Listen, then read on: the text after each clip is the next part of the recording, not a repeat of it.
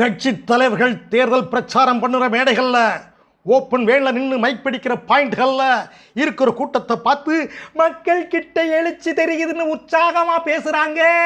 இதில் கொடுமை என்னன்னா தலைவர்கள் பேசுற வார்த்தையும் போலி, கூடி நிற்கிற கூட்டமும் முக்காவாசி போலி. கோயில் திருவிழாக்களுக்கு வர்றது எல்லாம் தானா சேர்ற கூட்டம். மற்றபடி அரசியல் தலைவர்கள் பொய்யா பேசுறதையோ சாதனைகளை சொல்லி வாக்கு கேட்கறதையோ மக்கள் யாரும் ரசிக்கிறது இல்லை.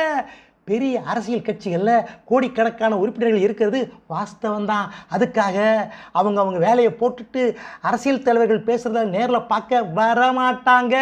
ஆண்களே அப்படின்னா பெண்களுக்கு எப்படி ஆர்வம் வரும்? வேறு வழியே இல்லை.